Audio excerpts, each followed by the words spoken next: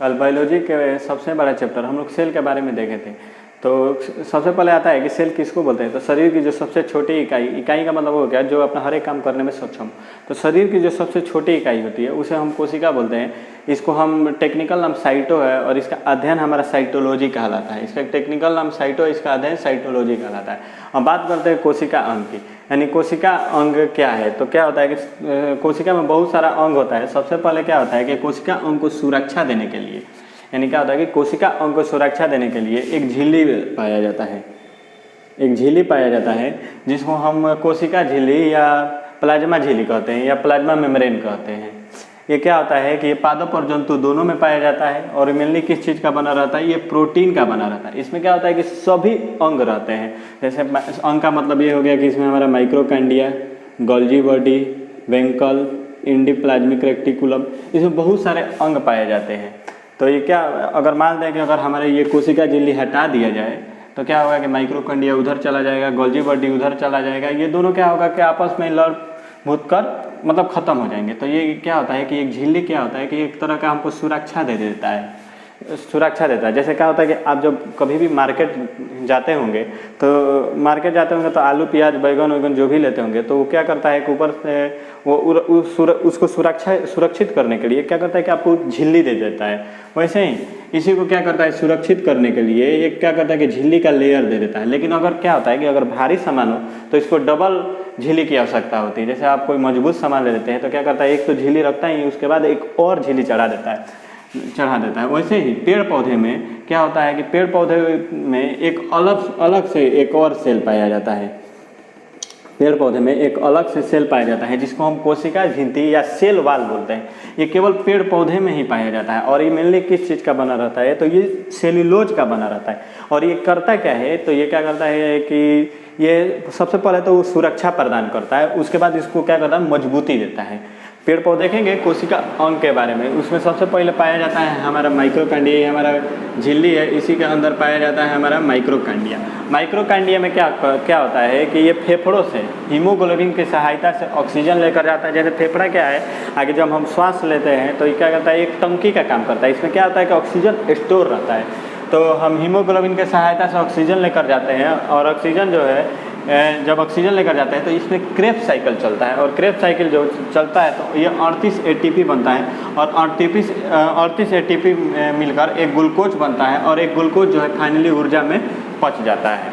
उसके बाद आता है हमारा गोल्जी बॉडी। अब तो क्या हुआ कि ऊर्जा बन गया, लेकिन इस ऊर्जा को जैसे हम क्या होता है कि दौड़ते हैं जब, तो क्या होता है कि हमारे शरीर में पैरों में ऊर्जा की ज़्यादा ज़रूरत होती है और मुंह में कम होती है, यानी मुंह में हमारा जो है कम ऊर्जा की ज़रूरत है। जैसे हम क्रिकेट खेलते हैं तो हमारे हाथों में जो क्या होता है कि ऊर्जा की ज़्यादा ज़रूरत होती है और हमारे मुंह में कम होती है। तो क्या करता है कि मान लें कि अगर हम बैट मारते हैं तो हमारे यहाँ पे ऊर्जा की ज़्यादा ज़रूरत होगी, तो ये इतना ऊर्जा लाएगा कौन, तो ये हमारा गोल्जी बॉडी काम करता है। क्या करता है कि जहाँ हमारा ऊर्जा स्टोर रहता है वहाँ से ऊर्जा को खींचकर और जहाँ ऊर्जा की ज़रूरत होती है वहाँ पे ये पहुँचा देता है। तो ये इसका काम क्या करता है, गोल्जी बॉडी ये ऊर्जा का परिवहन करता है। इसको सबसे पहले कैमिलो गोल्जी ने इसका खोज किया। उसके बाद आता है वेंकल। इसको हम हिंदी में रसदानी बोलते हैं। इसमें क्या होता है कि पानी स्टोर रहता है।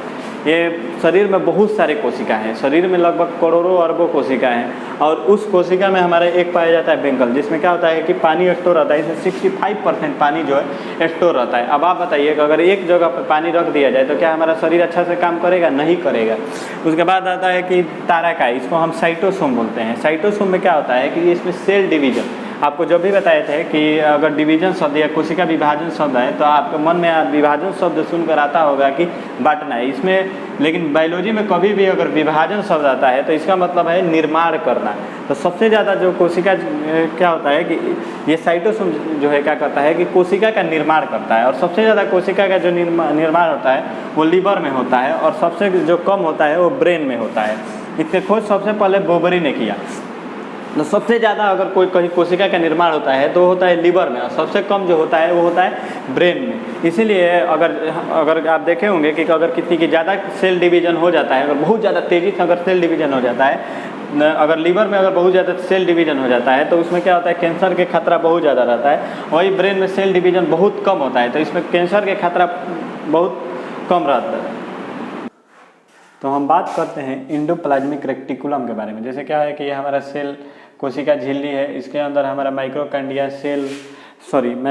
गोल्जी बॉडी वेंकल, cytosome, endoplasmic reticulum, nucleus, ribosome, lysosome, ये सब चीज़ पाया जाता है।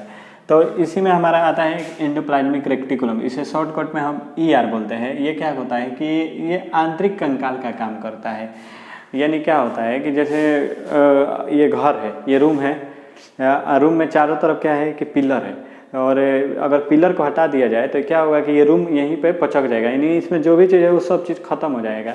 तो वैसे ये क्या है कि ये कोशिका में यानी सेल में क्या होता है कि एक पिलर का तरह काम करता है, इसीलिए क्या करता है, इसे आंतरिक कंकाल भी कहते हैं। और क्या करता है, ये आंतरिक सहायता भी करता है। अगर ये इसको हटा लिया जाए तो क्या होगा कि ये पचक जाएगा, इसमें जितने भी सेल है वो ख़त्म हो जाएंगे। अब ये क्या होता है कि ये मेनली दो तरह का होता है, एक होता है स्मूथ इंडोप्लाज्मिक रेक्टिकुलम, एक होता है रफ इंडोप्लाज्मिक रेक्टिकुलम। एक स्मूथ होता है, एक रफ होता है। तो स्मूथ में जो होता है एकदम वो चिकना की तरह रहता है। आप कोई भी चीज़ देखोगे स्मूथ जो होता है वो चिकना की तरह होता है। इसमें क्या होता है, वसा का निर्माण होता है। आप तेल को कोई भी चीज़ देखोगे तो ये क्या होता है कि ये चिकना होता है, चिकना होता है। उसके बाद आता है रफ। रफ में क्या होता है कि ये प्रोटीन का निर्माण करता है। ये प्रोटीन का निर्माण करता है, ये आधा गलत बात है। पूछिए कैसे गलत बात है, क्योंकि इसके अंदर हमारा पाया जाता है राइबोसोम। ये जितने भी ये छेद दिखाई दे रहे हैं रूखा टाइप का, ये होता है राइबोसोम। और राइबोसोम में क्या होता है कि प्रोटीन का निर्माण होता है। और ये क्या होता है कि इसके अंदर यानी ये रफ इंडोप्लाज्मिक रेक्टिकुलम के अंदर पाया जाता है राइबोसोम, इसीलिए इसको भी बोल सकते हैं कि इसमें क्या होता है कि प्रोटीन का निर्माण होता है। उसके बाद आता है इसी को हम राइबोसोम बोलते हैं, और इसी में हमारा क्या होता है कि प्रोटीन का निर्माण होता है। अब क्या होता है कि जो राइबोसोम उसे बोलते हैं जिसमें प्रोटीन का निर्माण, इसमें क्या होता है कि इसे प्रोटीन का फैक्ट्री भी बोलते हैं। अब इसी में इसको दो भागों में बांटते हैं, एक होता है प्रोकैरियोटिक, एक होता है यूकैरियोटिक। इसमें मेनली इसको क्या बोलते हैं, सेंटिमिटिफिकेशन कोफिशिएंट बोलते हैं। और इसमें मेनली क्या होता है कि इसमें ये पता लगाया जाता है कि कौन बड़ा है कौन छोटा है। तो इसको आकार को देखकर आप पता नहीं लगा सकते हैं कि कौन बड़ा है कौन छोटा है। इसको बड़ा और छोटा पता लगाने के लिए सबसे पहले क्या करिएगा कि एक जल में या कोई द्रव चीज़ में आप क्या करिएगा कि इस राइबोसोम को डालिएगा। अगर जो डूब गया तो वो यूकैरियोटिक है, और जो तैरने लगा वो प्रोकैरियोटिक है। जैसे क्या होगा कि अगर ये डूब गया तो इसे यूकैरियोटिक बोलेंगे। इसमें क्या होता है कि इसको 80 सेंटिमिटिफिकेशन कोफिशिएंट बोलते हैं। और इसमें क्या होता है कि ये तैरने लगेगा, ये नहीं तैरने लगा तो ये हल्का है। इसमें क्या होता है कि 70S, यानी 70S का मतलब होता है सेंटिमिटिफिकेशन कोफिशिएंट, यानी ये छोटा होता है। ये प्रोकैरियोटिक में पाया जाता है, ये यूकैरियोटिक में पाया जाता है।